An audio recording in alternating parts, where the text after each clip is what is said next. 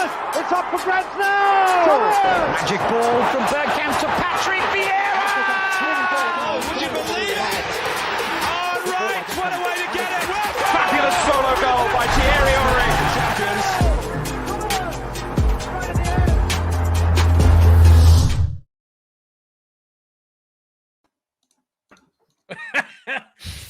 Smooth.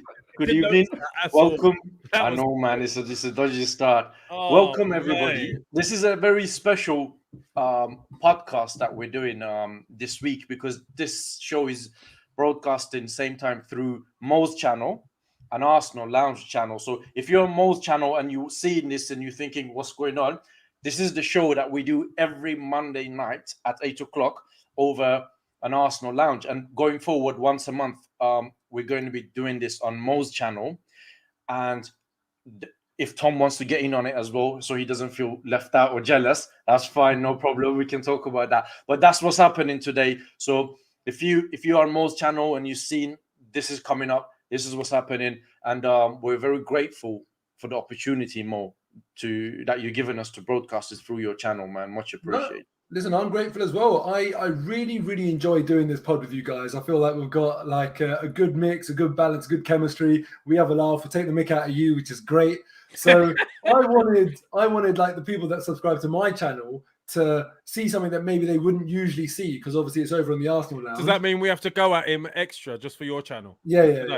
That's what I do. Brilliant. That's what I do on my channel. I can't wait. Wait, is Divan available on your channel? Is he actually unblocked on your He might channel? be blocked there as well. Listen, for those who don't know, this guy called Divan came out and said to Shaheen that, nothing about football tore into him, and Shaheen got properly got his diva crown on and just didn't take any nonsense. Got very sassy on that day. So he was never let him blocked forget. straight away. But yeah, so this is what's happening today, and it's getting streamed obviously on both channels. We explained that. Very, very welcome to the show. Tom, how you feeling, man? You good? Oh, buzzing, mate. Absolutely buzzing. How could you be anything less after what a performance on Sunday? I know we're going to go into a lot of the finer details and stuff, but yeah, just honestly, I'm on top of the world, mate. It's a really long day, as you'd expect, because there was so much to write and talk about media-wise, but it's so worth it. I mean, imagine going into a Monday of them to write about Arsenal after if we'd lost that. So very thankful for the win for sure. Do you know what? I don't know about you guys, but Tom, because you just mentioned that, like, what does a match day look like for you? If you had to give us like just a high level summary, like how busy are you? What time are you waking up? What time are you going to sleep? What's the pressure like?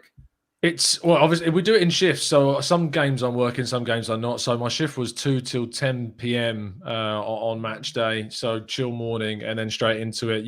It's weird because I'm assigned 2 pieces on the match. I have to do one prior to kickoff about the lineup and one that has to go out on the full-time whistle, which is like my fan, because we're the fan brands team. So it's like a fan reaction piece.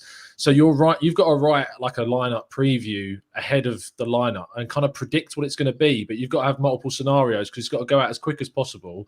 So you know that you're not going to be able to know what the lineup is. So you've got to say like I had half of my piece was Xhaka was starting, half my piece is that it wasn't. And then thankfully it was revealed that he was doing the media duties, so I could scrap half of that other piece that I was writing and just focus on that. So that's hectic. And then obviously if there's like a 90th minute winner and you've written up your kind of match reaction piece, it's a nightmare because you've then got to rewrite your entire script basically in like 5 to 10 minutes and get it over to your editor in time. It's hectic. And then you just spend the rest of the evening kind of breaking down the key points and writing stories based upon kind of some of the key factors as we talk about on the show. But it's hectic and it's crazy. It's not all fun and games as some people might think that you just enjoy the game. No, but it's better than teaching. That's what I'm saying. It's better than teaching. All right. Fair enough.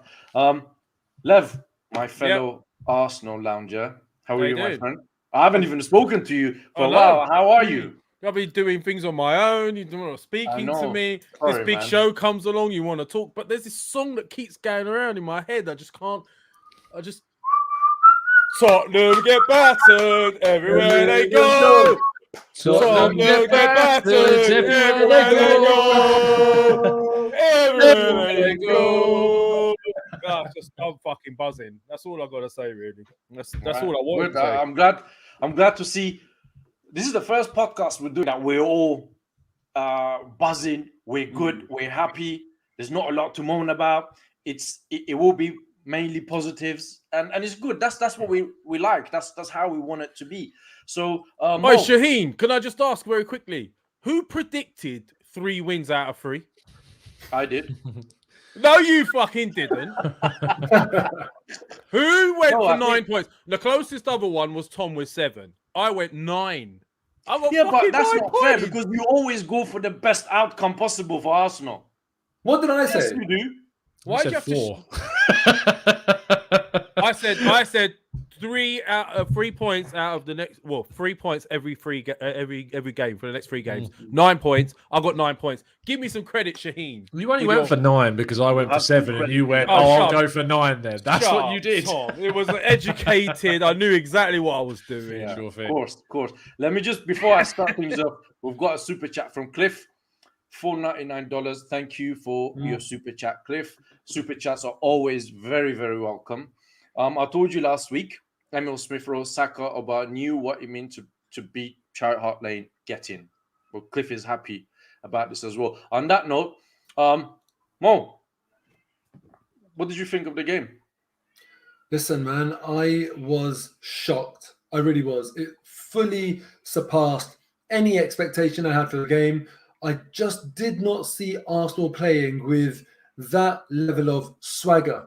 Because when you look at the Norwich game, you think, fine, we won, we dug it out, but we didn't play well. The performance wasn't there to go with the result. And on that day, our final pass was there, but our finishing absolutely wasn't. Then you go over to Burnley.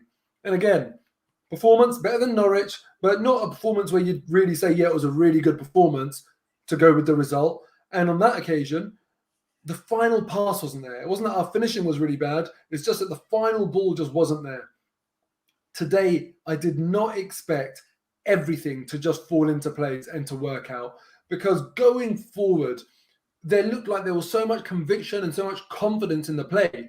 I was just expectant every single time that we were attacking Tottenham. It looks like something's going to happen. It looks like we know what we're doing and it's coming very naturally.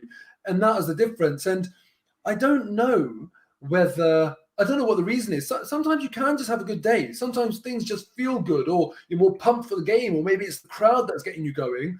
Other times, it's just things just work for you, and then you build on that within the game. Or alternatively, maybe it was just that Tottenham were just really, really poor, sort of tactically. And I feel like they did leave a lot of open spaces where Ødegaard and Emil Smith-Rowe were able to just slip into pockets repeatedly over and over again. And I feel like the Tottenham team were almost, perhaps didn't show them enough respect and were being a bit too eager to get in front of them, expecting to get the ball. And it just didn't work for them. But Ødegaard, Smith-Rowe, Saka, the lot of them really took advantage and were electric. Okay. That's very good that you say that, because we will come to these guys later on. Lev, what did you think, my son? Well, Dad. Listen, Mo's pretty much. Sorry, Lev. If he calls you son, you've got to call him Tomiyasu. Yeah? Leave that out, Mo. That's who Dad is. That's not one thing that would go, man. I don't know where we're going with this, but anyway. We just stick to what we're talking about right now. If that's okay, Mo. Yeah. But look, no, it was amazing. I mean, Mo's pretty much said everything I wanted to say, in the sense of the team. We were saying the previous 2 matches, although it was the Norwich and Burnley respectively, that the team was starting to look like it made sense on the field, the way he was putting them out. And it's probably because of who he's got available now. You got Gabriel and White were extremely aggressive. I like the way they defend. They're aggressive. Tomiyasu's aggressive. Tierney's aggressive. They all want to win the ball. But then that gave us the platform and the foundation for the likes of Partey to dominate that midfield. And I think it was the other show I did, a preview with Lily White's TV, Eleanor. She actually made me feel very confident leading up to the game, because when we discussed the team, I started to look at that Spurs team and think their midfield is extremely weak. I mean, outside of Ndombele and, who I don't rate anyway, and then you've got Højbjerg, who's their main sort of stalwart midfielder. Who else was there? Dele Alli was non-existent. And I started to think, hold on, then their centre-backs, the partnership's gone, and we just looked like we were tearing him to shreds. And she also said they would sit in a low block, and they did. They sat back with us and were looking to counter us. And it didn't look like they were doing anything. They gave up possession. We dominated. And like Mo said, what really impressed me yesterday is we actually looked like we were interlinking up front, and we were getting in behind and making runs and expecting the pass, and they were getting the passes. So, mate, I'm buzzing at that performance. Whether or not, it's because Spurs were that bad or we were that good in the first half remains to be seen. But there's no doubt that this particular side we've got currently to the ones we saw prior to the start of the season is a far better, stronger team. So I'm happy, mate. That's all I've got to say right now. Very good. Tom, what about you? Yeah, as I say, I'm buzzing. It's the last few weeks, I think, on the show, we've been talking about wins, Burnley and Norwich. Obviously, results, fantastic, but it's what we need to see as a performance along the side, those results. And that's what we got. We got the patterns, we got the style, we got the incisiveness. It wasn't one-dimensional. We were breaking through centrally and in the wide areas as well, and there was variation to our play. And that's all I've wanted to see. I'm all for, being as trying to be level-headed as feasibly possible. And that school of thought led me down the route of going, I'm not really sure if I'm, on the Arteta train, especially after that Villarreal defeat and the period from that game up until basically Manchester City, where we lost 5-0. I looked at those performances in that period of time and I can't sit here and legitimately say things are going well. Like, it's the right decision to be backing the coach right now. But you look at the results against Burnley and Norwich, you look at the performance against Spurs, and it's something that I can get on board with. It's something that I've got tangible evidence to say that coaching, his tactics, the players that he wanted to sign have all clicked and they're all working. The only question left now is consistency. And can we consistently put in those performances and have that consistent style in games? And if the answer is yes, then I will happily jump back on the Arteta train without a shadow of a doubt. But it is now about that consistency, and that's what we need to see. Very good, and I agree. And we've got a super chat from Wayne. Good old Wayne.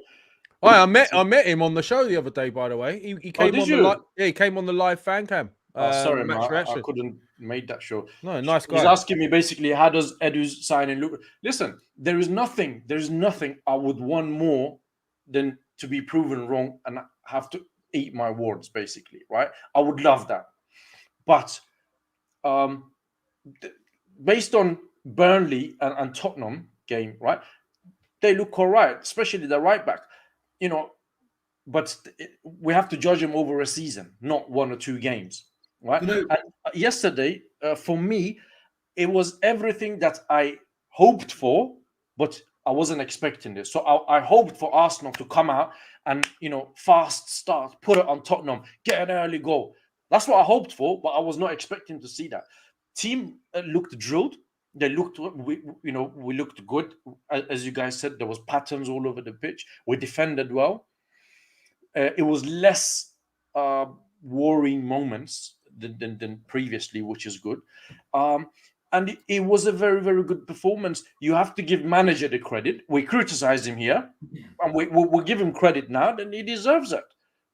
There's no chance. I think any of us are unhappy with what we saw. And as Tom said perfectly, which was exactly what I was going to say, it's all about whether we can keep this up, because this is now what is required.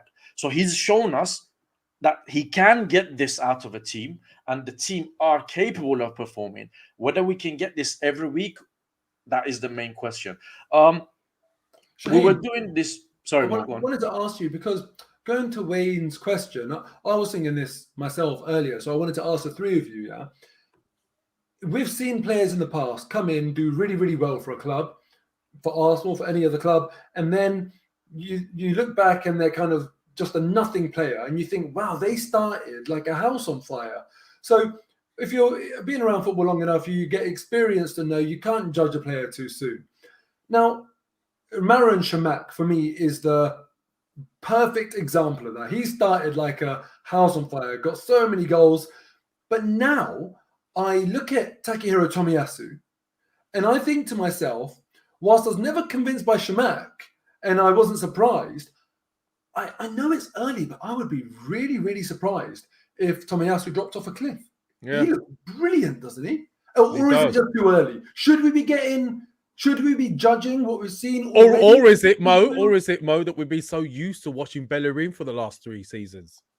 And he looks amazing. But he is really doing well. Trust me. Let's hold this because I'm gonna come to this, right? Now there's 3 or 4 now talking points that I wanted to discuss about this game. And there's another super chat from Sarfaraz Ahmad. Says, would anyone accept Aaron Ramsey to replace Xhaka? Lev? Mo says no. No. Tom, so you got 4 no's, my friend. Thank you very much for the super chat. Ramsey's obviously a better player than Xhaka, but people are saying that about Sanchez as well. I don't want to go back to players that have left. I don't think that's a good way of progressing. So that's why I'd say no. There's first talking point, if you guys remember, about 3 weeks ago, we discussed Arsenal's next 3 fixtures, which was Norwich, Burnley, and Tottenham. And we all agreed that the minimum is 9 points. And the manager has delivered that. So the first question is, can we turn around and say we're now beginning to turn a corner? Or no, we still got to wait and see, maybe because we've got Brighton away and then we've got relatively easy fixtures coming up, and then we've got, I think, Liverpool away. So that's one question. The other talking points that we discussed was whether Xhaka would come into the team. And I think we all agreed that he would come back to the team. And how do you guys feel about that decision? Was that the right decision looking back on it now? Because he did okay. And the last one, which was the more interesting one, was the goalkeeping situation. That Ramsdale has kept his place. And that surely that is an indication that Leno's days are possibly numbered at Arsenal, and he will be sold whether it's January or next transfer window. So, Lev, I'll come to you. Tell me your thoughts on these 3 talking points. So the first one was, run me through. So the first one was, have we turned the corner? Hold it there. First one, have we turned the corner? No, not yet. Right? Because let's be real. What is the point in winning these 3 games and then going and losing to Brighton, or this particular game against Spurs and then going and losing to Brighton? We need to continue. The only way I'm going to say we've turned the corner is if by December, we're right up in amongst it. Tucked away in that sort of top 6 or whatever, then I'll start to say maybe we've turned the corner. Right. And what's your thoughts on manager now? Same as it was before. The one thing I will say is he said, wait until I got the players back. So now he's got his players back. So let's see what he can do. But am I convinced yet? No, not yet. But I want him to prove me wrong. Okay. The other point was Xhaka. What about him? That proved to be a right decision. And listen, we won the game and he played well. So you can't argue his decision. Would I have done it? Probably not. And it's looking like, ironically, that he's going to be out for the next few games now. That injury looked pretty bad to me. I think he's probably done maybe even like something like an ACL or something. So I would have probably gone with Lokonga. But you can't say it was a wrong decision because we got the result and he played well. So yesterday, I have to give my props to Arteta. He got it right. And you have to give credit when it's deserved. And the last one was the keeper situation. Ramsdale. I love Ramsdale. I love you. Listen, you can already see it's not just his goalkeeping capabilities; it's the rapport he has with the defense and that sort. You could see that there's some sort of synergy between them and a hunger to keep the ball out of the net. And he seems to get at his players as well. So Ramsdale is 100% number 1 for me right now. And you know, it doesn't surprise me. We paid 34 million for him or whatever. He was always going to be number 1. Okay. Mo, what about you? What's your thoughts on these 3 talking points? All right. So the first one is, have we turned a corner? Yeah. Yeah. Now, we've started to. That's what I would say. We're kind of walking around it, but you know, I'm more. If Lev is saying no, I'm more on the no than I am that we've turned the corner. The way I see it, we've just sort of repaired the damage that we caused at the start of the season with those 3 games. We've just kind of said, all right, fine. We've given you enough. We've shown you enough to say, actually, that's not our level. Don't judge us on those 3 games. We are capable of being a lot better than that. And now we do need to go and see us properly perform. The thing is, you also have to say about derbies, we always say this, right? That form goes out the window to an extent with derbies. So they give their own motivation. They give their own kind of sort of special feeling. I think Brighton away, looking at it now, is going to be a really interesting game because they are flying, really flying. So let's see what we go and do there. And then I think if we go and put a performance and result, and I'll keep on mentioning this today because this is the first time we've done that this season. It's taken us 6 games to have a performance and result go hand in hand. So what I'm looking for now, when we beat Norwich, I said, it doesn't matter, we just needed to win. Now we have to go and build on it. Slightly better against Burnley. I was like, fine, it's not a problem. Tough place to go away from home. Now we need to go and properly build on it. And each time we've gone up a little bit. This is the standard now, this result and performance against Tottenham. Let's go and do that against Brighton as well. And then we can turn around and start saying, okay, yeah, let's talk about that whole turning a corner thing. Now, in terms of Xhaka, look, this would be a long conversation. For me, you don't say whether it was the right thing to do based on hindsight. This isn't a case of, it's like you can't toss a coin and then be like, oh, I was right to say tails just because the coin landed on tails sort of thing, because that way it's too easy as a fan to just talk about things in hindsight.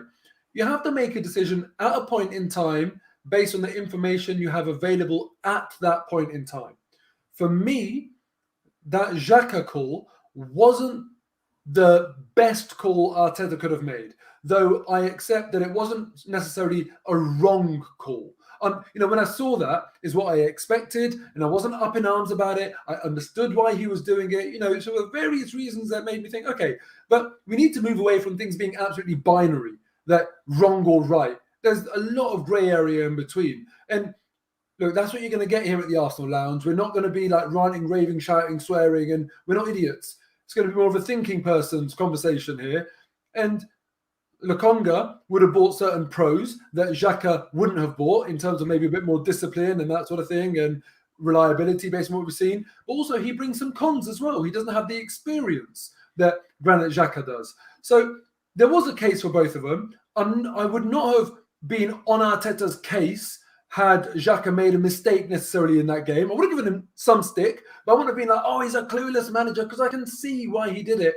And we all said, didn't we, in our last pod, that, yeah, we don't think they're going to play the same midfield that they played against Burnley, and we think that Xhaka will come back in. So we obviously saw a reason or some rationale as to why that might be the case. So I wouldn't have made the decision, but I'm really, really happy it worked, not only for Arteta, but for Xhaka, because when you look at, which goal was it? Second goal, I think, where he won the ball back. The second goal, Ramsdale, that's the next topic you asked for. He's going to get a lot of praise. But that pass out in the build-up to that goal was bloody awful. And actually, if Xhaka didn't do as well as he did, that could have been the Tottenham goal, because it really was shocking.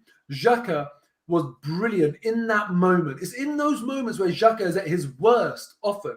But he kept his head. He didn't lunge. He didn't do anything silly. He did just enough to avoid giving away a foul in a really dangerous position and potentially getting a yellow card, red card, whatever, but also retaining possession. And then he did the simple thing afterwards. And I was actually really, really happy with him, because it was a big game for him, given the nature of Arteta's decision on him. And that moment was crucial. And for me, he went very unnoticed. I didn't see him get any praise for that. And he deserved the praise, because obviously what happened afterwards is a lot more eye-catching. But it could have been a completely different story if he didn't do what he did. And Ramsdale, listen, he's the number one now. Simple as that. Okay. Just before I come to Tom, there is around 230 people watching. So please, guys, hit the like button. Tom said it earlier. If you're enjoying the show, hit the like. If you're not enjoying the show, still hit the like. Make sure you subscribe, obviously, to Arsenal Lounge, to Moh Haider's channel, to Tom, the GoonerTalkTV. This is a podcast that we do every Monday at 8 o'clock. So if you like this show, if you enjoy the conversation. And as Mo said, we try to keep it intelligent. We try to, just go on about things from a logical point of view. Then Mondays at 8 o'clock, make sure you tune in Arsenal Lounge, Mo's channel, and then we'll go from there. Tom, what about you? What was your thoughts? If we turn the corner, I agree with the boys. I think it's kind of the start of that corner. As I talked about at the start of the show, I want to see consistency. Consistency is going to be king for this. If we can go to Brighton and put in another great display, we've taken that next step. If we can do that against Palace and then Villa, you're then continuing those steps forward. There is going to be a lot to do with a little bit of luck, and the luck will come with fitness of players, like having Gabriel back, Partey back, having Saka on the right-hand side, being able to play pretty much our entire 11 is so helpful. I can't remember a time really consistently where Arsenal have been able to play their best team going forwards. Linking it into your second point and asking about Granit Xhaka, the challenge is now is that performance came with Granit Xhaka in the team. No matter whether we wanted to see Granit Xhaka in the team, that great display with the patterns and the style that we've been asking for included Granit Xhaka. So the question for Brighton will be, does Arteta just slots Sambi Lokonga in for Xhaka and then go from there, and can he do that same job? Or does he look at what happened against Burnley with how we did really well with the two number 8s in front of Thomas Partey, of Ødegaard and Smith Rowe, and do we revert to that again? And those decisions are going to feed into that first point of have we turned a corner, because it's how Arteta tackles and approaches those challenges that he's going to be facing in the coming weeks.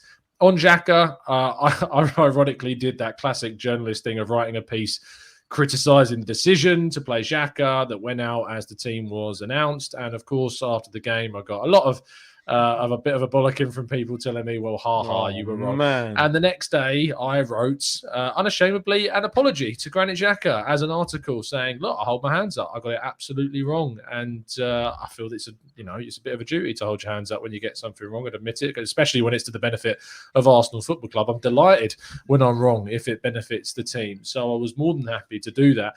And then the last point on Ramsdale, I'm loving him, mate. I think he's just a breath of fresh air for Arsenal for a goalkeeper. Someone that can shot stop, that can also distribute the ball really well, that gives the defenders that confidence that I've talked about for a number of weeks, and that just doesn't take any shit, basically. It's great. I love the fact he doesn't take anything for the defense. Go on, Mo. Tom, I want to ask you, you're kind of being very magnanimous there and saying I was wrong and I wrote the apology and all that. It's very nice of you to say that. But in actual fact, are you wrong? Were you wrong? Well, the headline of the article was Mikel Arteta's team selection risks stopping the team progressing and dividing the fan base.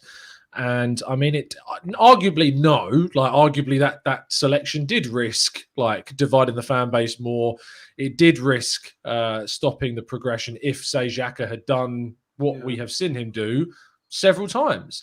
So whilst I didn't think it was unfounded, I'm happy to say that I was wrong about, that prediction. The thing is, Granit Xhaka, in the majority of games that he has played, and this is true of any professional, does more right than wrong. Yeah? None of us think that he's making a mistake more often than doing something correctly. But the point is, at this level, for a player, we expect them not to make as many mistakes as Xhaka does. So he might play 5 or 6 games and make one really bad error of judgment in one of those games. The point is that even though he'll play 5 games where he's fine and then one game where he does something silly, it's just that level of silliness that we deem unacceptable. So on that basis, you can always turn around and say, oh, Tom, you were wrong, you were wrong, you were wrong, you were wrong, you were wrong, you were right. But it's that 1 out of 6 that is not good enough at this level. Do you see what I'm saying here? I think 1 out of 6 is probably understating, the amount of times Xhaka's probably thrown us under the bus with some of the things that he's done. The thing about him is that I don't think there's anything wrong with what I said in the sense of it was a risk for Arteta to put him back into the team. And I don't think it was necessarily me holding my hands up and saying I was wrong to say it was a risk. I think it was a wrong to be as worried as I was and as apprehensive as I was about going to it. And really, I should have been more optimistic and looked at it more from the perspective of, when he's had these moments where he's got a red card or he's thrown a goal away, actually he's responded in those moments pretty well. And he did in that game too. Okay. There's a super chat. I just want to read that out. Mo, we love you here in India. Big up, you guys. So this. Thank you very much. I can guarantee you one thing. Yeah, out of all four of us, if all of us went to India, Tom will get the most love. I've been to India before, so yeah, probably. I agree with you guys as well. But I'm more inclined to go with Mo here. That maybe we're beginning to turn a corner. But if we go and lose to Brighton or lose to Palace, then we're kind of back to square one.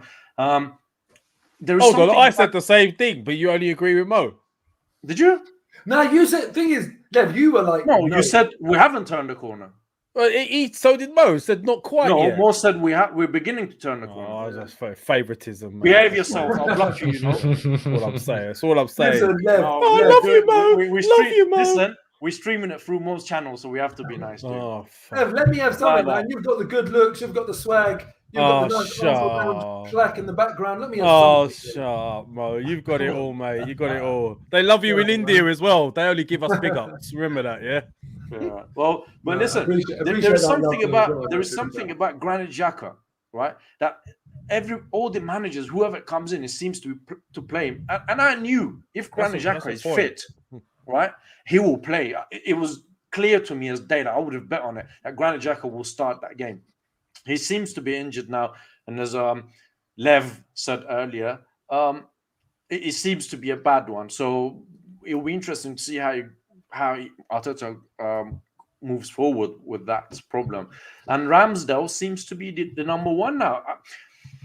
In a way, I think what has happened to Leno is a little bit harsh because he did pull up some really good saves, especially against Chelsea, and then he's dropped just like that. But in the same time, I'm looking at this and I'm thinking, well, if the manager is seeing in training that Ramsdale was better, then I like that from the manager, the ruthlessness that he would say, right, listen, regardless of who you are, what you've done, Ramsdale is going to start.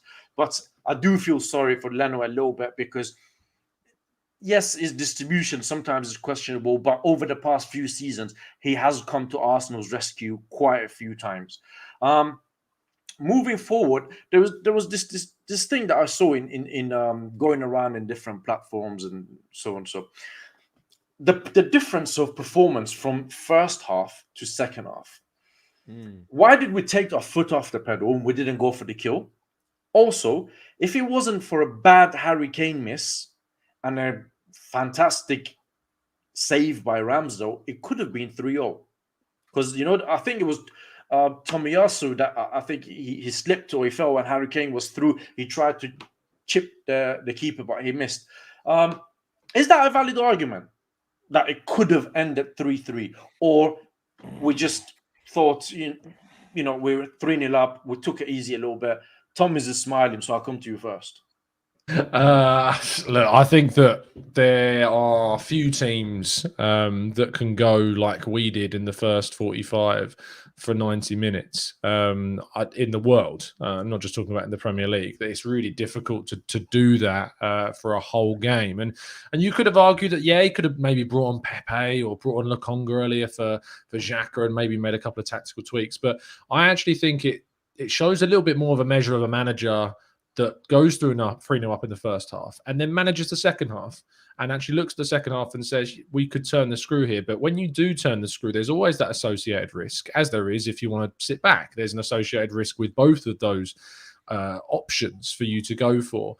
Spurs brought on a couple of players in the second half as well. They changed their system entirely. Skip came on and Emerson came on for Tanganga. So they were more offensive in that second half. So there was always going to be more of a threat of us getting hit on the counter. And that Harry Kane moment, for instance, happened off the back of one of those moments.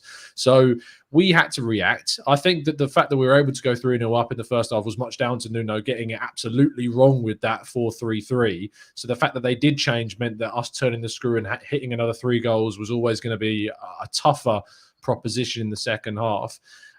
I don't think there's anything wrong with us not saying go full tilt. Would I have loved to us to? Sure. But at the same time, I'm happy that we got away with I say got away. We didn't get away with anything. We dominated the game and we deserved to win the game. Absolutely.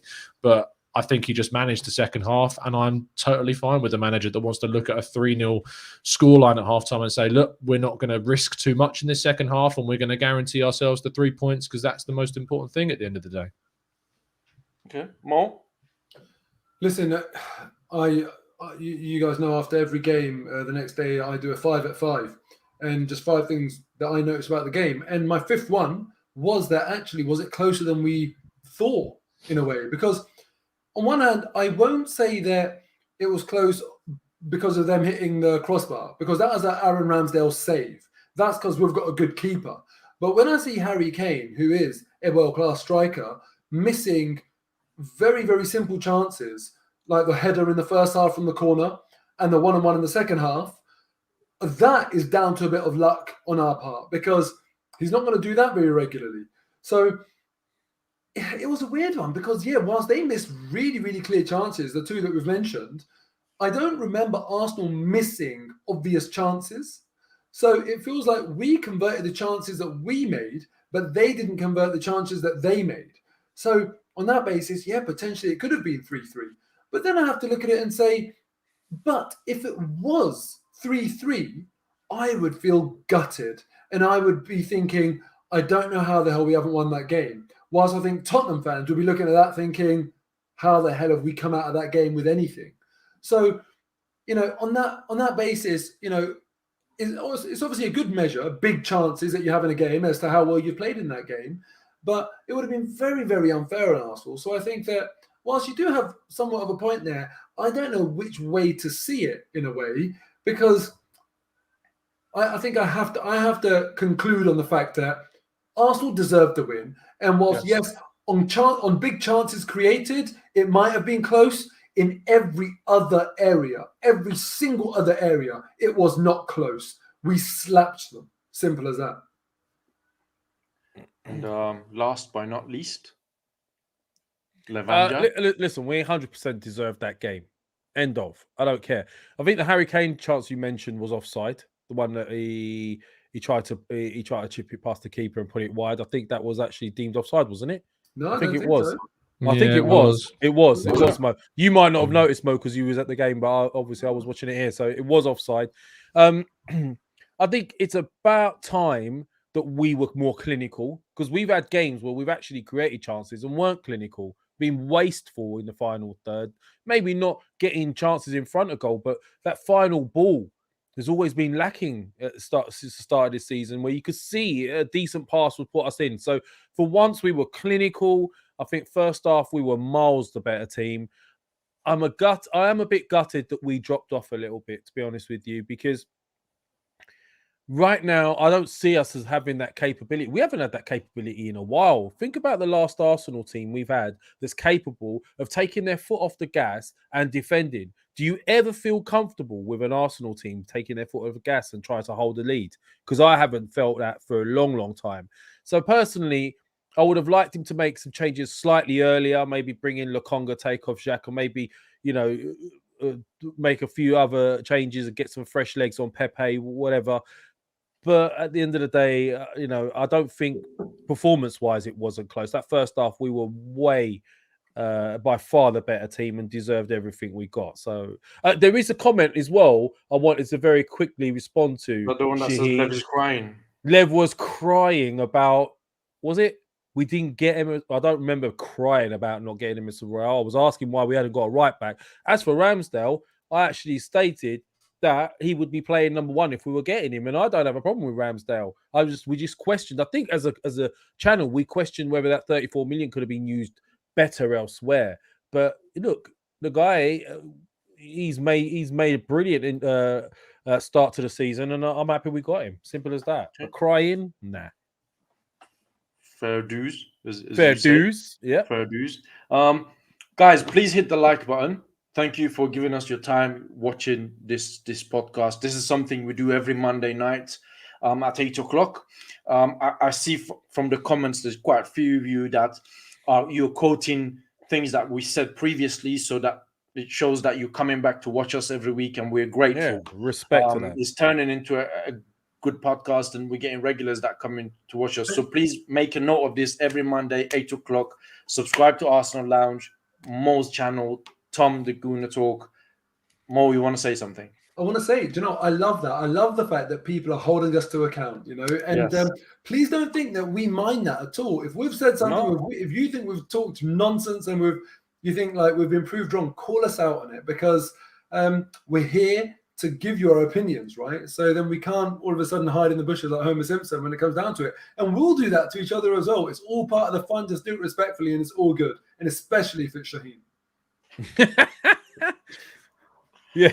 Well, he doesn't know anything, does he? It's the love that they have for me, you know. Don't mistake this for anything else. Big up Jim Fox. Big up, by the way. Listen, we're going to have about 5-6 minutes at the end where you guys will put your questions to me, Lev, Tom, Mo, and ask us any question you want. We'll put it on the screen. We'll go through as much as we can. If you're watching this show afterwards, obviously we're live now, please write on the comment for us what's your thoughts on if we've turned the corner, your thoughts on Xhaka starting and the situation Ramsdale and Leno. These questions that I'll put to the guys are things that I've seen going around in social media, with Twitter, Instagram today, and we'll bring it up here, we'll discuss it. So we give they're not necessarily my thoughts that I'm asking the guys, just want you guys to know.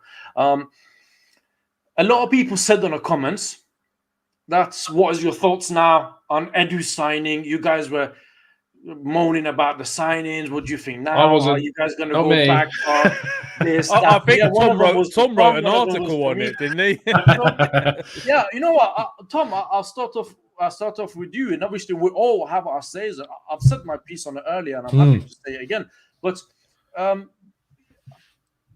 you know, people in the comments said, it's as if, you know, they've done really, really well, and they have.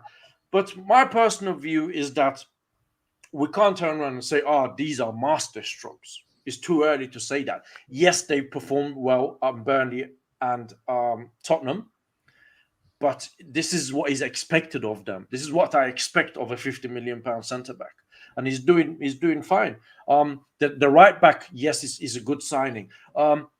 And I said earlier, there's nothing more that I want them to be proven wrong. Tom?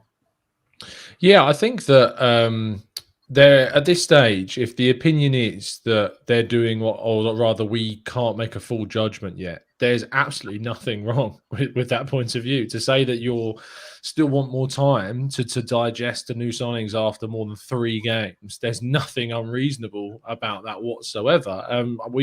You see how our form's turned so quickly. If you think we were speaking after the Manchester City game and how we were speaking about where we were after that 5-0 defeat and how we're speaking about Arsenal now, there's a space of 2-3 weeks between that. So if Tomiyasu can be this good now, in 2 to 3 games, we could be talking about very different. I pray that we aren't, but it shows that you can't make a judgment just yet on those guys fully. But I am so impressed by what I am seeing, and I say, like, I had my criticisms of the window, and it was tongue in cheek when I was saying that I wasn't criticising the signings. And I think that we raised a good point previously. And I remember, Mo, we were talking about this, that we could have spent the £150 million better, in our opinion, in some ways. Like, you could have added, say, 2 world-class players, instead added 3 important players that we've added this summer to the team.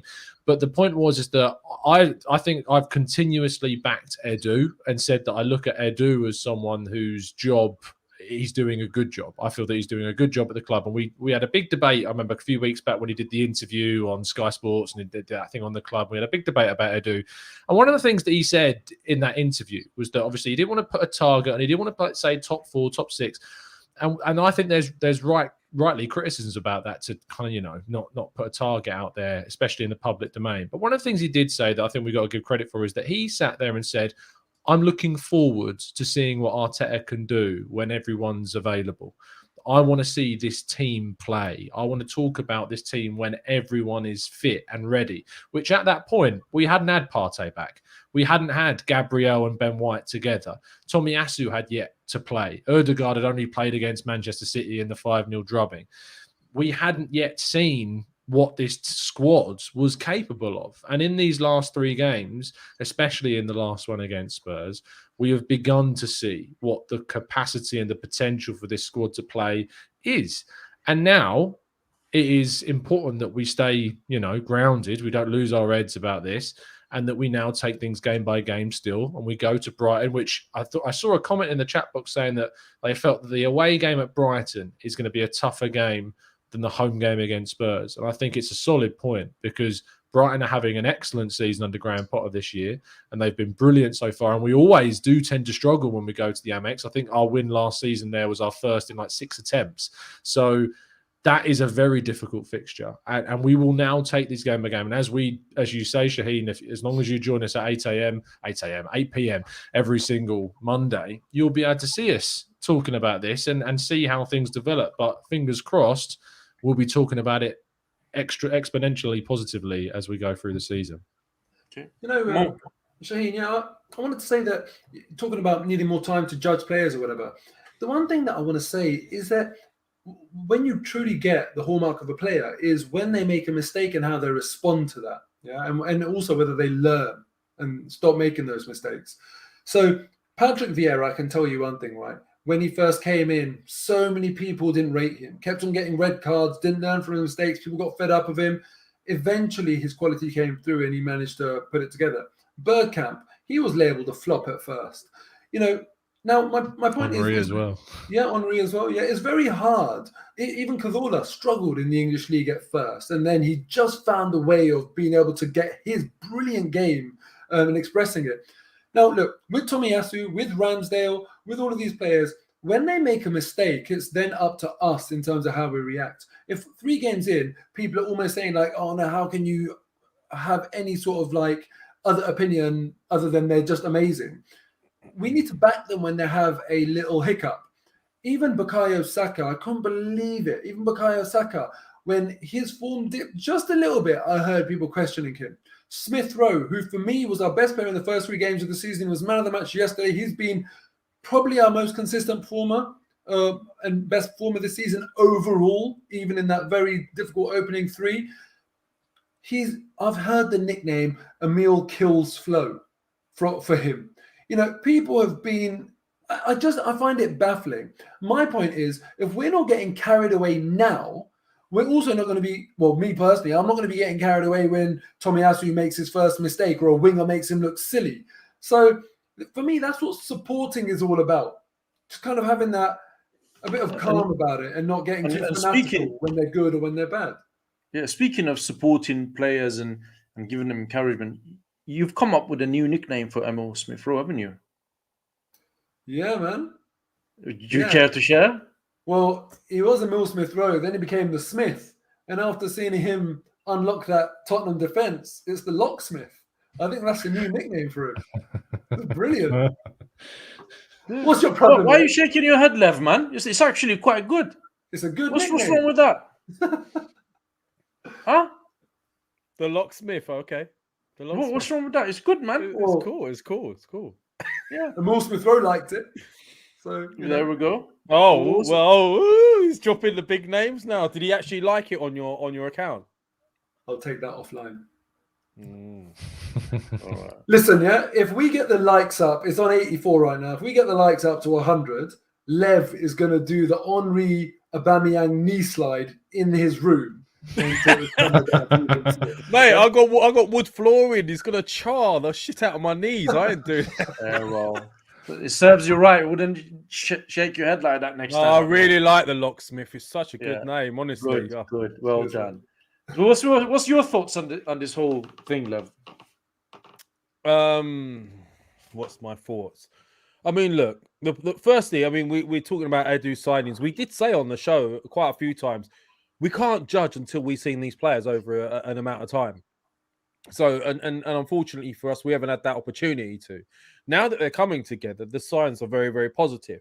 I don't think likes of Tomiyasu. I'm very confident in the likes of Tomiyasu, for example, because statistically, when we looked at his stats when we first signed him, he's obviously a very strong defender. He doesn't get beat very much on one-on-ones.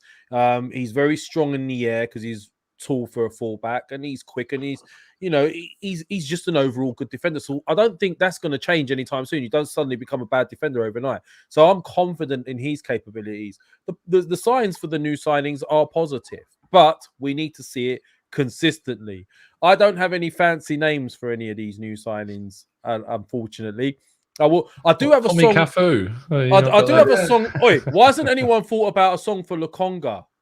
Like do. They must have had. No. Sambi Lukonga. Do. Oh, why does it always have to be the same song for every player? Yeah, but listen, I didn't come up with it. It was so obvious it was going to be Santi Cazorla one for him. And you always have super Tomiyasu or super something or super somebody else. Why don't we change it up a little bit?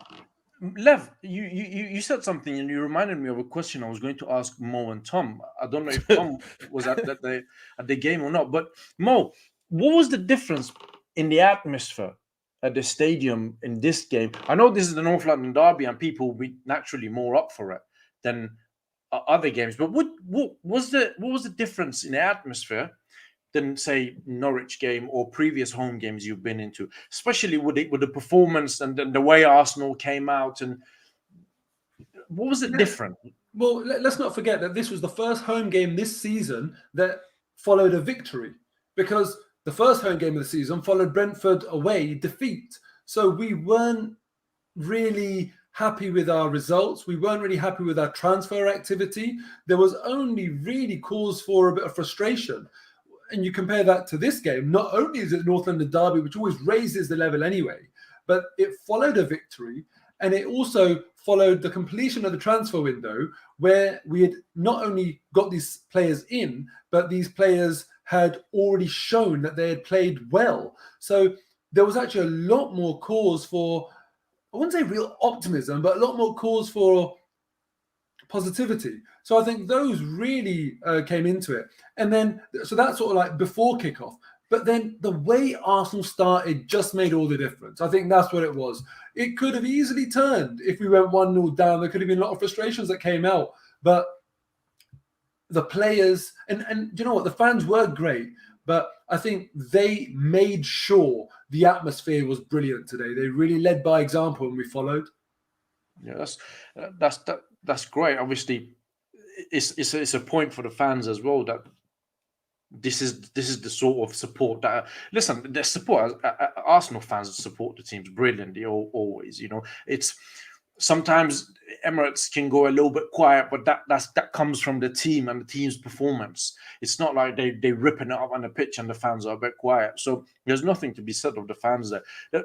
There's another positive things that I'm seeing with this new Arsenal, and I like this, is that we're not seeing the likes of Callum Chambers, Rob Holding, Kolasinac. These, you know, who's going to play a right back? Is it Cedric? Is it Chambers? They're coming in, they're making mistakes. We're not seeing that anymore. And now that results are reflecting on that as well, which is another credit to the manager that he's decided the back four and he's stick to this for the third game in a row now. And it's another sign that consistency will get you results.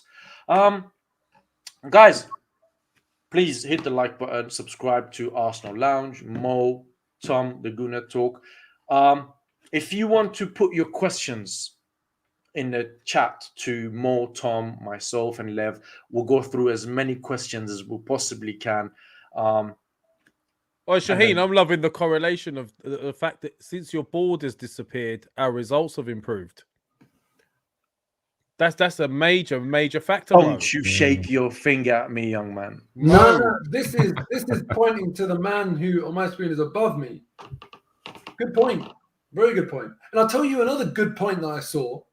This is completely random, but I saw on Tom's Twitter. He made the point that, remember Mesut Ozil came up with a trust the process thing, and we spoke about that on the pod. Yeah. Nothing from him today. Lucas Podolski, you know, as you'd expect, comes out and says something about North London derby, as a lot of players do. Jack Wilshere did, you know, nothing from Mesut Ozil. Silence is deafening. Right, we've got a question. No. Yes. Move quite quick. Question: would it not be the team that was on form on paper? Do you think Mikel Arteta will go gung ho against Brighton, the form team? Lev. Is he going to go gung ho? I think he'll, you know, barring Xhaka, I think he'll probably go with the same team. They're losing at the moment, by the way. Palace are beating Brighton at the moment. Oh, okay. Well, there you go. So I think we'll go gung ho. 100%. No, look. At the end of the day, I think there's only one way we can play. I think we'll go the same setup again. He might replace Xhaka with Lokonga, but I think it would be silly to change the team. I really do. I think you should just go the same way. And look, whichever way you want to look at it. Come on, it's Brighton. I know they're a decent side, but that particular team we had out the other day should beat Brighton, and there's more than enough in there. So I think we should just go for it. Okay, Tom, that's what you do. This is for you. Who's the player of the month for you guys? Oh, it's tough, isn't it? I think between Tomiyasu and Ramsdale, there's two there that I think really are in with the big shout of picking it. Gabriel, you could argue as well, is in that crowd. I probably would give it to Tomiyasu just because of the difference that he's made to that right-hand side and the team. I think I probably would go Tomiyasu, which if you're a Spurs fan looking at that and you signed Emerson Royale, I'd drink your tears. It's well, I was crying about Emerson Royale, apparently. So you could drink mine as well. Your tears, yes. Love it. Okay. Remember, Lev, there's nothing wrong with admitting that you've been wrong. You can write an article about it if you like. There's nothing wrong. Question for Mo. Do you think Arsenal can win a trophy this year? Yes, Zoa. Yes, I do, man. I've never ever had a season in my entire life where I feel like Arsenal. I feel like we don't have a chance. Of course, we have a chance, and obviously, it's not going to be the league. I don't think we've got a chance of winning the league, but I think League Cup, FA Cup, our track record in the FA Cup certainly shows that we can go and turn it on and pull something out of the bag. Fingers crossed, we do that. Okay, Gunnar Glenn, thank you for your support as always. One of the regulars. Lev, this is for you. Did anyone else really miss Pep with Saka playing there? Let's be honest. So the Pepe conundrum winds me up because he could do things that a lot of our players can't. But in the final third, it was unquestionable that we were far more incisive without him the other day. So right now, I can't complain. But it's a good problem to have. Pepe needs to up his game to get back in that team and be better in the final third. So I'd rather have these problems than having nobody performing. Okay. Tom? Can I ask a question? Go on. To you guys. Does anyone else find it hard, when it comes to wide forwards, to remember specifically the games that they play and when they're better or on the right or the left and stuff? Like, for me, I just find it hard to remember. But I am coming to the conclusion that Saka on the right is the one. I've always preferred players playing in their natural positions, in their natural. This cutting in all the time that Pepe's had to do on his left, it was too predictable for me. At least if you're gonna a good winger, for me, I was a winger. You get by. The one thing you should be doing is getting behind the fullback and getting across in, making that yard. And the best way to do that is not having to check back all the time. So, I'm not surprised that Saka's performing well on that right hand side. Yeah, I agree. Tom, I think this might be suited for you best. If we sell Holding, Chambers, Elneny, Eddie, Cedric, Kolasinac, Murray, how does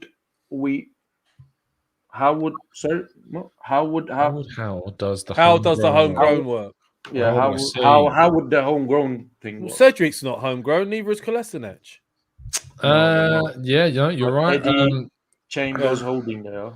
Eddie is, Chambers is, Holding is. I don't know if Marie counts because he was at Manchester City. I'm not sure what age he was at Manchester City with Marie, but I don't think he does.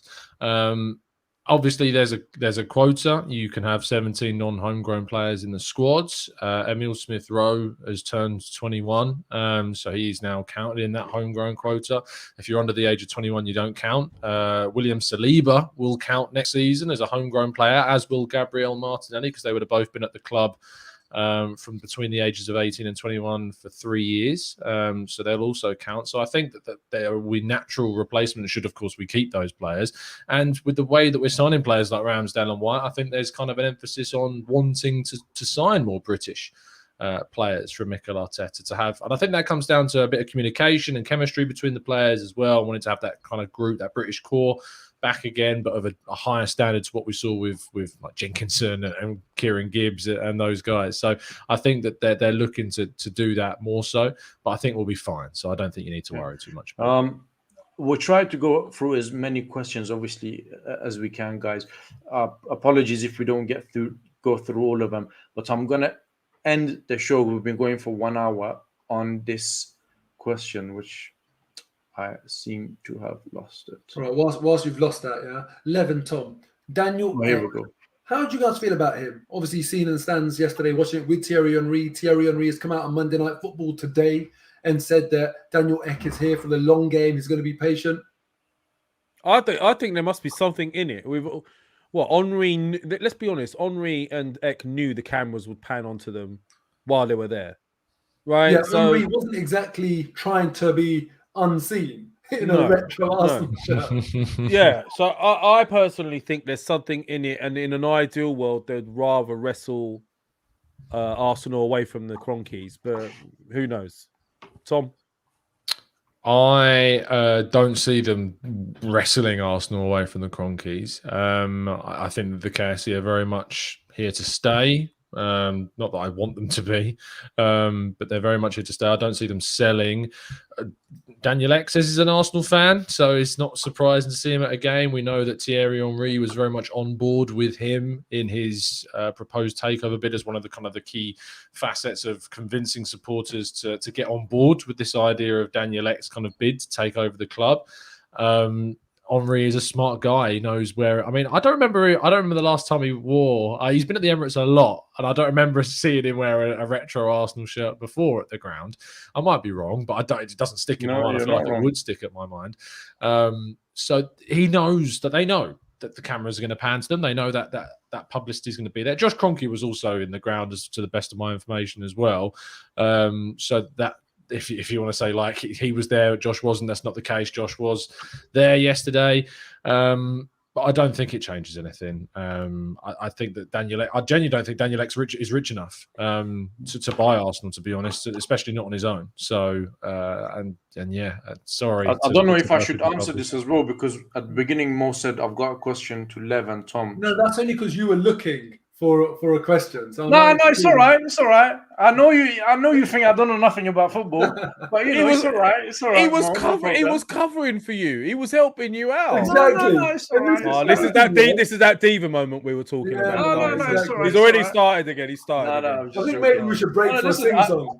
I agree with Tom, actually. I don't see Cronkies selling. If Cronkies were to sell Arsenal, they would have sold end of last season when there was no European football. Things was in a mess. Fans protesting. If they were going to sell, they would have sold it then. Not now. There's a super chat coming in from Can we save that? Can we save that super chat for the end? We could use that right at the end. That could be our sign off. Look at that. Yeah, but it will only stay there for certain months. All right, do you want to do it now? Do you want to go for it? Lev? Tottenham get battered everywhere they go. Tottenham get battered everywhere they go. You see what you done now, Sean? It doesn't help all the way, does it? It's so terrible as well. What's your thoughts on this, Mo? On what? Tottenham getting battered everywhere they go. Thierry Henry. I love Tottenham getting battered. You brought it up, but what's your thoughts on it? Yeah, I'm annoyed at Daniel Ek, to be honest with you. I really am annoyed at Daniel Ek, because what is Stan Kroenke's nickname? Silent Stan. And what has Daniel Ek done? I just think to myself that it's not good enough just partnering with these players and kind of as if we're just going to be that easy to please. Like we're so silly. It's like giving a kid an ice cream. You know, yes, there's a sparkly player that we love over there, but you're the man that's going to own the club. You're going to be able to dispose of these players anytime you wish. So really, we need to know, we need to get a feeling from you that you actually value us and that you're actually, you know, you care, you properly care. You're not just sort of like this passive person like Stan Kroenke is. And given that his name is Silent Stan, the one thing that you know you should do is just every now and then touch base with the fans where possible, show them a little bit of respect that they exist. And I'm not saying get on Twitter and start responding to us. I'm not saying yes to join on the Arsenal Lounge, but if you do want to do that, Daniel Ek, you are more than welcome. Well, funny you should mention that because Shaheen's got something to announce after. I would just like it if Daniel Ek, through the appropriate channels, every now and then, would just say to Arsenal fans that, you know, instead of just being seen, as you say, Lev, knowing that he'd be seen and then the conversation coming up again, just let us know. At least one statement. Look, I am here. I am still interested. I'm, still trying to acquire the club and take Arsenal forward. I would appreciate that as a fan. Well, listen, Mo, you see, from a business point of view, right? Every time somebody comes out all mouth that, I'm going to buy Arsenal, I'm going to do this, I'm going to do that, it's normally talk. Because people who are serious about these things, and I've said this on a podcast before, they don't come out talking in the public. That you need to go through the proper channels. There are confidentiality forms, non-disclosure forms you sign. You're not allowed to open your mouth about none of these things, not on social medias, not on anywhere. You keep your mouth quiet. You put your money where your mouth is. You go, you bid, you negotiate quietly. You don't come out and you cheer up all the fans, bring Thierry Henry, bring Bergkamp, Vieira. And the fact that Vieira has actually gone and taken the Crystal Palace job is an indication to me that this was nothing. But see, that's what annoys me. Daniel Ek should come out and clarify that, the fans may be wondering what's happened to the group of players that were with me on this, given that Patrick Vieira has now done this is what it means. For example, we're actually going to draft in this player, or we're going to rationalize that down to a team of X, excluding him. I just want some transparency. But in terms of non-disclosure agreements and that sort of stuff, here's where you are when you're working with non-disclosure agreements. Here's where we are with Thierry Henry going on flipping Monday Night Football, referring to it as a we. We are here to stay. They're not trying to be subtle about this. And if they were trying to be subtle and it was all background rumors, then I would not have that expectation of Daniel Ek. But where they're being so public about it, Thierry Henry is literally saying, we are doing this, we are doing that, and talking about it the day after he's pictured at a North London derby with him, then come on, you obviously can talk about it publicly. So, yeah, I would just like a bit more respect from him, for the fans. Shaheen, how do we know that Vieira didn't take that Premier League job with Palace? Because he's vying for the job with Arsenal. But it feels like he needs to get some Premier League experience first. How do we know that? I don't think he was drafted to come in as a manager, Patrick Vieira. I think he would have come in with Henry and Bergkamp to be behind the scenes kind of thing. I didn't think he would be coming as a manager. And also, what if it's also a risk if he goes to Palace and doesn't work out? Then what? Then he flops, and then what? He becomes an Arsenal manager? No, he's not gonna become an Arsenal manager by flopping, is he? But then again, Arteta's got the job without Arteta got the job without even being a manager. So anything's possible.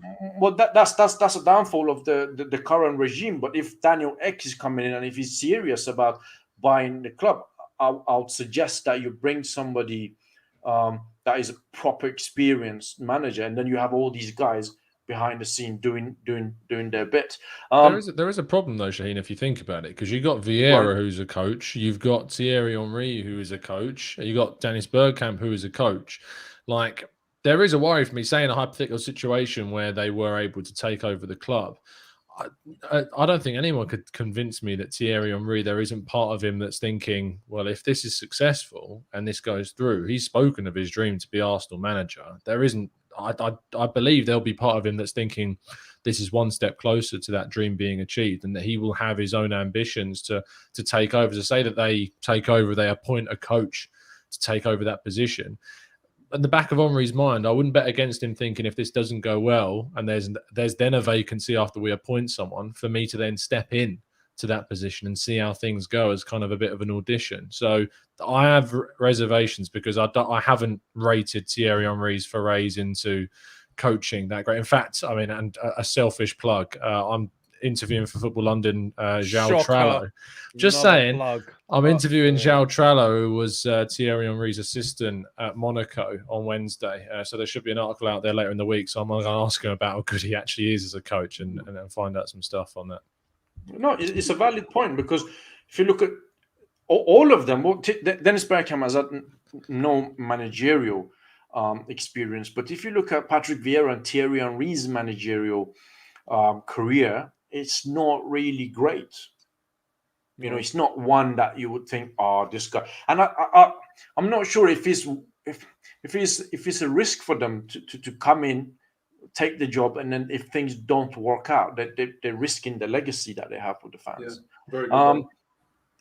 We do this at the end of every show because we're going to do this again next Monday at 8 o'clock. So we look back on it. What's your prediction for the Brighton game, Lev? We're going to win 2-0. 2-0. 2-0. So another clean sheet. Yeah, it's going to go 12 points now. Straight 12 now. No messing around. All right. Mo? Oh. Come on, Mo.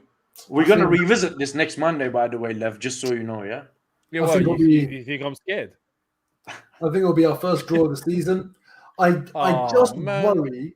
I'm sorry, but I just worry that maybe the players kind of feel like there's been so much build up to this game.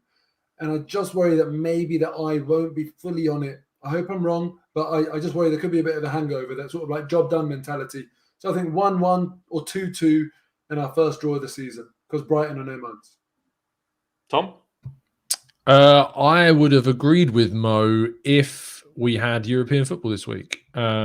But I feel like with the breaks that we're getting, we're going to be able to really recover like we weren't able to previously. And, you know, we've got a consistent 11 bar Xhaka, but I feel like we can still play that same team that played against Burnley, maybe swap Saka and Pepe over, but I'm going to go for a 3-0 win at Brighton. Ooh, that's a trump me, didn't you? Optimistic, Tom? Are you sure? Yes, absolutely. I'm going to give you another chance to... Okay, 4-0. So you got me. Go on. You know, Tom, that's a bit. All right, fair enough. I actually agree with Mo. I think it will be a 1-1 draw. God, another draw. Wait, some of the stuff in the well, I just say, by the way, I've loved some of the stuff in the chat. They were saying we were singing "It's like the end of the Muppet Show." That was one. That was one. And then this one, I want to ask a question on this one. AQ, if you're still in the chat, and I hope you don't mind me doing this, Shaheen, but this really intrigued me as to who was who, because he put on here, big up Pablo Escobar. So we know that's Shaheen, right? That is so harsh. Wait. Lewis Hamilton, I'm guessing that's aimed at me because I've had that before. Yeah. But then Peter Kay and Jason Bateman. Who out of Mo and Tom is Peter Kay and Jason Bateman? I really want to know, because I'm struggling with this one. Anyone help? By the way, guys, this Pablo Escobar thing is just apparently I look a little bit like him. It's not my line of work, so I just wanted to, you know.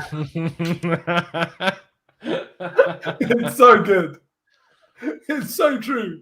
It is good. Wait, do you know what? We had a good one for Lee Judges because he did Crystal Maze. Do you remember that one? AQ. He's explained it. What? Who's who then? What's he saying? I'm Jason Bateman, but not why you'd think. Oh, right. I don't see it. Oh, here we go. Jason Bateman plays the accountant. There you go. See, that makes sense now that you've explained. Because the others were based on looks, I'm guessing. So then, Tom is Peter Kay. Great. Peter Kay.